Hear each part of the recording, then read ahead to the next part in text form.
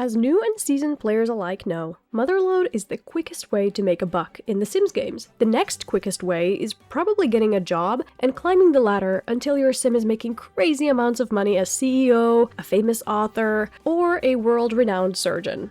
But what if you weren't allowed to do either? What if all your sim could do is forage for items to sell at the consignment store? Well, today we're finding out if you can become a millionaire in The Sims 3 with only foraging and collecting. Before getting into the video, the rules. Number 1. Our sim is not allowed to get a job or make money from any of the self-employed careers, including no making money from painting, writing, sculpting, inventing, etc. 2. Our sim is only allowed to forage and collect items, metals, gems, and so on and so forth, and only allowed to sell them at the consignment store as their source of income. Number 3. We must randomize our sim's traits. Number 4. No cheats. And finally, number 5. We must get to 1,000,000 simoleons in the bank. Now that we got that out of the way, let me introduce our protagonist, Freddy Prophet. I didn't come up with the last name myself, I just randomized names in Create Sim and it came up and it felt so fitting, so I rolled with it, lol. After randomizing Freddy's traits, we ended up with adventurous, couch potato, hot-headed, party animal, and socially awkward. That is a very unique set of traits for our very unique main character. I gave him the living in the lap of luxury lifetime wish, even though our goal here is to have 1,000,000 simoleons instead of 100,000, since, you know, 100k is just so little money. But what would a protagonist be without a sidekick?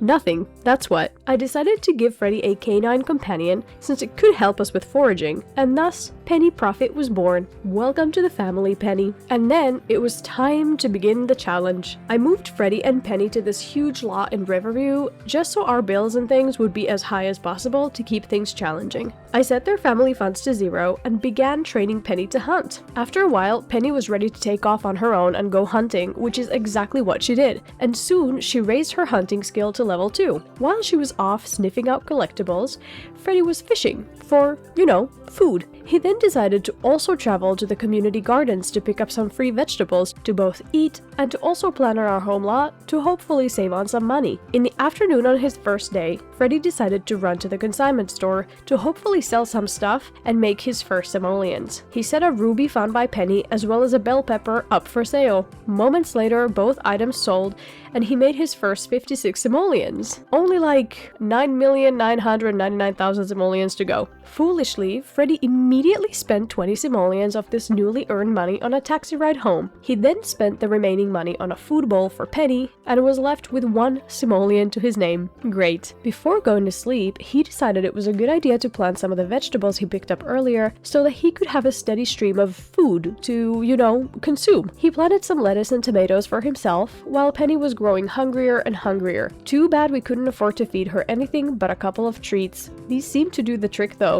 Because we had no money, especially for foolishness like taxis, I had to have Freddy run around to different places. For example, he had to run to a nearby fishing spot to use the public toilets at 1 in the morning. He made it barely in time and then fell asleep on the park bench outside. The next day, Freddy continued fishing and Penny continued hunting for collectibles, reaching level 4 already. Freddy also ran around town, picking up various things to sell, before heading into the consignment store. He put up a ton of his foraged items up for sale and hoped for the best. After this, he decided to take a big nap on the consignment store couch, followed by washing his hands over and over in the bathroom to raise his hygiene. All of this took so long that his consignment sold and he earned a whopping 143 simoleons. Freddy ran all the way home to finally feed Penny a proper meal before heading out to the diner himself to eat a proper meal in celebration of making his first 100 simoleons. After his meal, he spent hours dumpster diving behind the diner in the pouring rain because these dumpsters sometimes have really good stuff to sell at the consignment store. The only downside to dumpster diving is that it's filthy, so he ran across the street to use the showers at the public pool, followed by going to sleep on the bench. Penny joined him at the pool, and they slept well, away from the pouring rain outside. The first thing the next day, Freddy skedaddled back to the consignment store to sell all the stuff he and Penny were able to find the day before. This included a pink diamond gem worth 1,400 simoleons simoleons found by Penny. Unfortunately, Freddy started to get hangry, so he had to run to the grocery store to buy a few tomatoes so he could have something to eat. While he was chomping down on some tomatoes,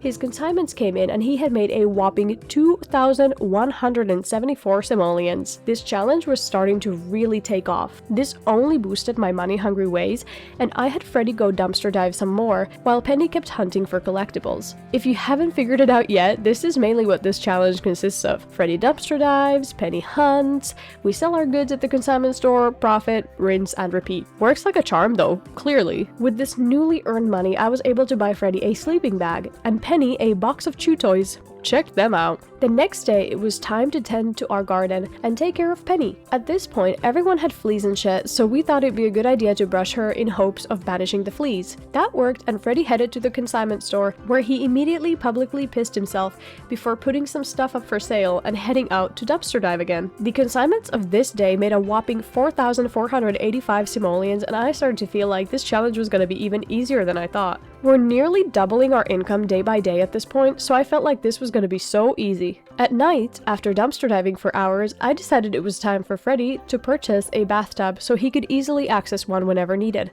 I'm a very benevolent overlord if I do say so myself. He took a bath before going to sleep in his sleeping bag in the rain. Not so ideal, but he didn't seem to let it get in the way of a good night's sleep. The next day, Penny's hunting skill had gotten to a high enough level that she could detect specific collectibles around the world. I had her locate gems and go dig them up around Riverview. While this was going on, Riverview was experiencing a heat wave and Freddy was sunburned and absolutely melting. I could relate since I went to Greece this summer, burned my entire legs in the sun, and proceeded to be in absolute agony for days. Anyway, Freddy got so burnt and so overheated that he actually caught on fire while being up to his shoulders in other Sim's waste in the dumpster. He had to run to the local pool to put himself out in the showers and was able to do so before dying. I don't know if Sims can die from this, but I assume so. After putting himself out though, it was back to dumpster diving. Meanwhile, after a long day of running around the entire neighborhood, Penny returned home stinky and hungry. I gave her a much deserved break, but sent Freddy back out to keep dumpster diving. I do love animals more than Sims after all. When Freddy got home, he spent some time with Penny, whose social need was in the red,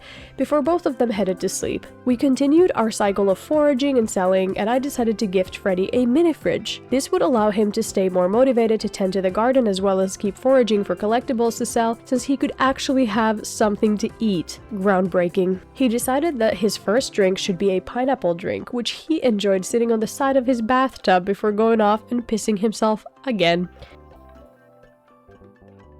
The next day, we returned to the consignment store to sell a bunch of household appliances we'd found in the dumpster. Real top-of-the-line dishwashers, dryers, etc. Whoever dumped these made a massive mistake for sure. These all sold for just under 2,000 simoleons, and our first week of the challenge was concluded with 7,800 simoleons in the bank. Not too bad if I do say so myself. However, I knew that if we were really going to make millions, we had to start doing better. Instead of consigning a bunch of junk, I knew we needed to start selling fewer items of a higher quality. What I'm really saying is, I needed Penny or Freddy to find Tiberium, a highly rare gem that multiplies with each spire being worth 30 to 40 grand. Yes, you heard that right. But anyway, back to the challenge and Freddy, who once again pissed himself. I thought, fine, let me build him a little shack with a toilet so he can stop peeing his pants every 2 minutes, and thus the first little shack was built, fully equipped with a bath, toilet, mini fridge, some lights, and even flooring and wallpaper.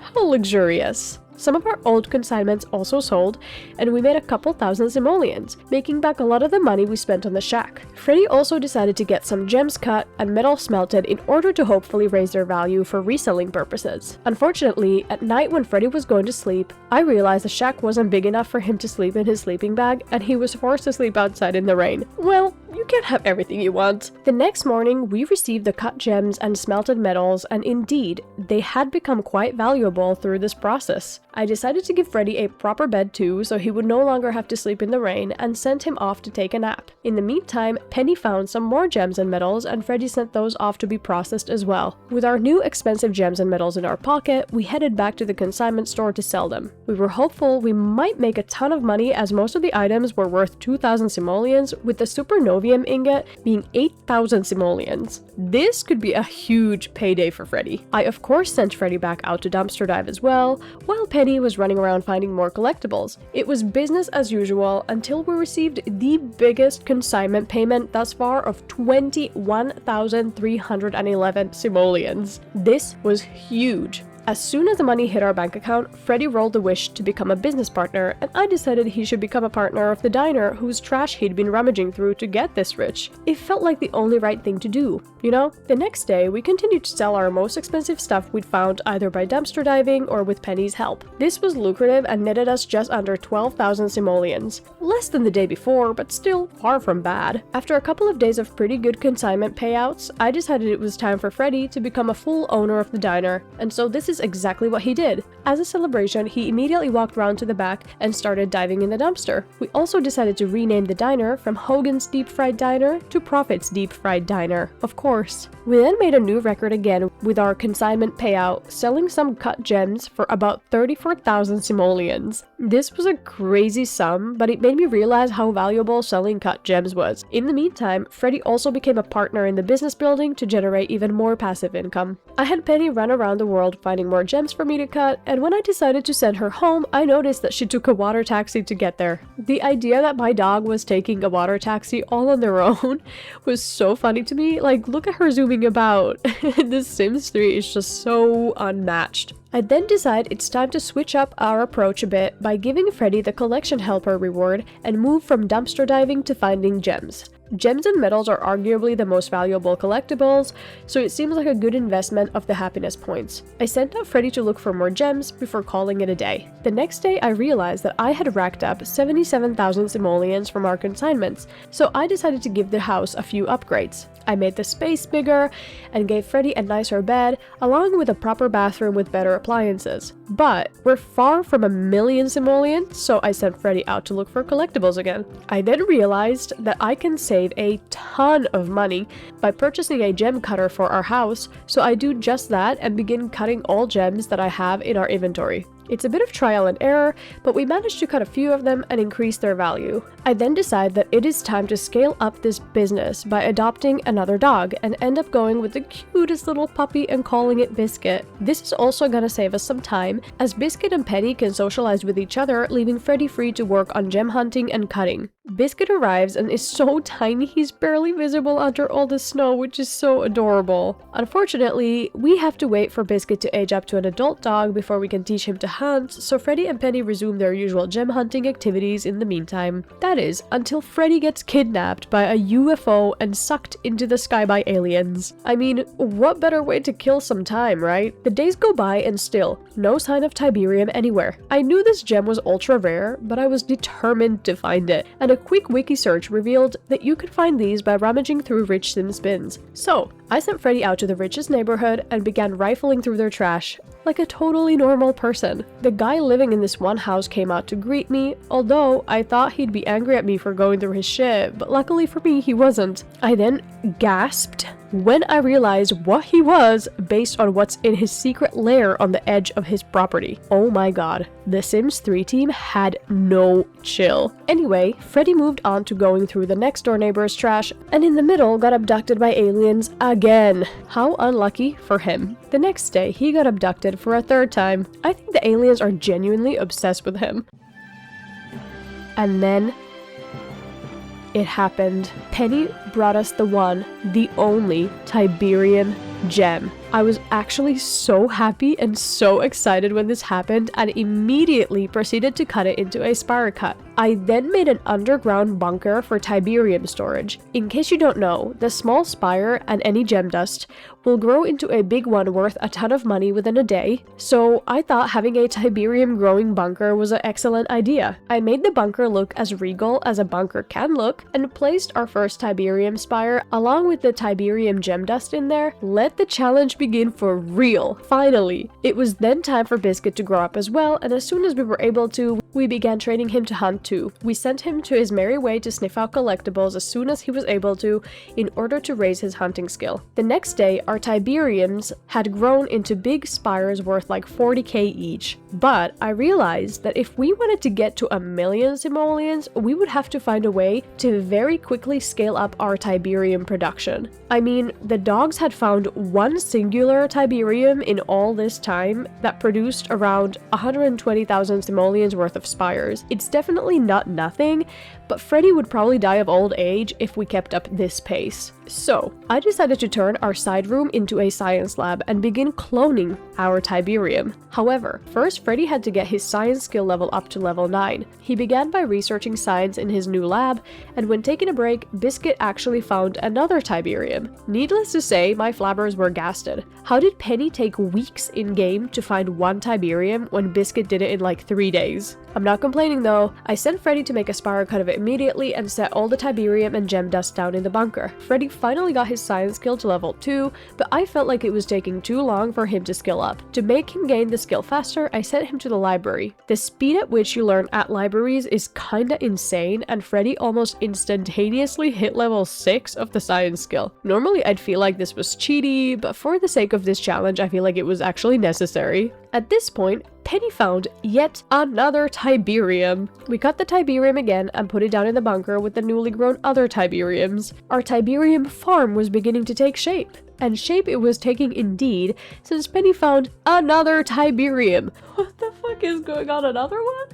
What's going on with my save? I was genuinely so confused as to how we suddenly had such an influx of it come our way. I wasn't complaining though, and kept on cutting them into spires and hiding them underground. Imagine being Freddy's neighbor and not knowing he had hundreds of thousands worth of Tiberium in a secret underground bunker, lol. With only a couple of levels left until we gained the cloning ability, I sent Freddy back out to the library to skill up. We hit level 9 in no time and returned home to begin our cloning journey. Our Tiberium farm was starting to look great, so I picked up one so we could analyze it and clone it. We did just this and cloned our first Tiberium. We kept analyzing and cloning until we had a few spires in our inventory. We put these down to grow in the bunker and decided to go sell some of the most expensive spires already. I also decided to give Freddy the Suave Seller lifetime reward to hopefully boost our sales numbers a bit. This was undoubtedly the right move, as we sold our consignments for a whopping 152,000 simoleons. We now had 200,000 in the bank,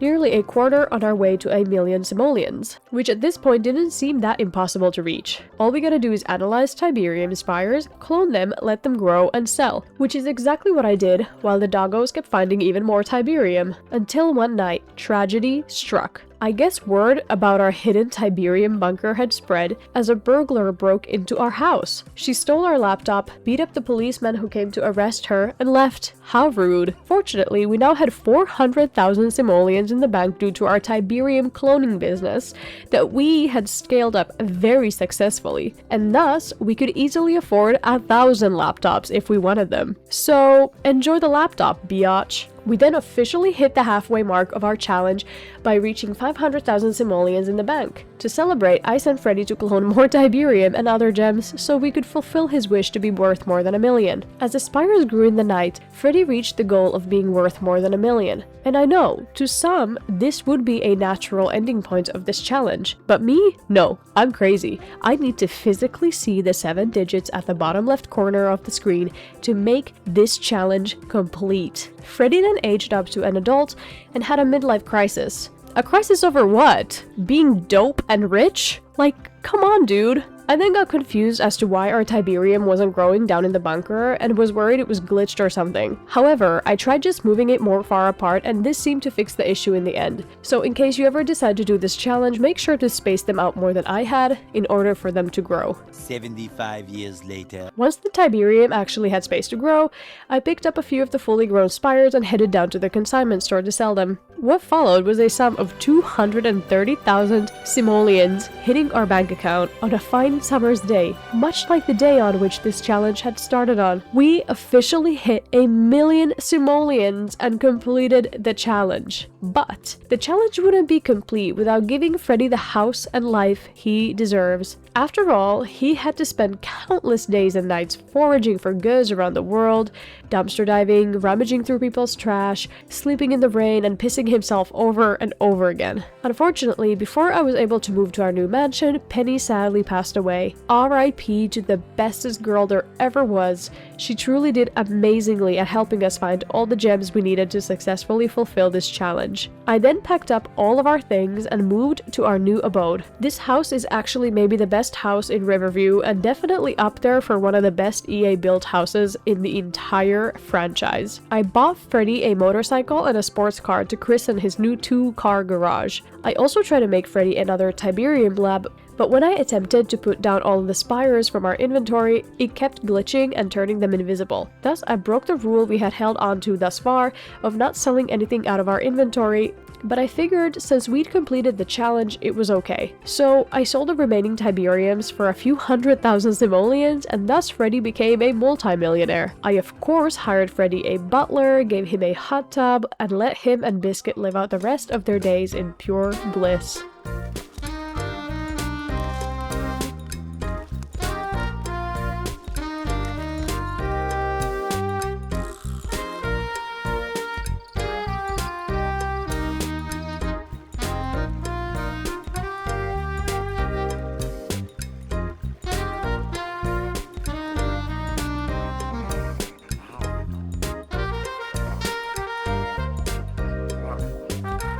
I had so much fun with this challenge and I learned a few lessons from it. Dogs are OP, gems are OP, consignment store is OP, and it's easier to become a multi-millionaire without a job than with one. Anyway, thank you so much everyone for watching. I hope you enjoyed this journey and don't forget to like and subscribe for more life sim videos in the future. I hope you have a great rest of your day. See you later. Bye!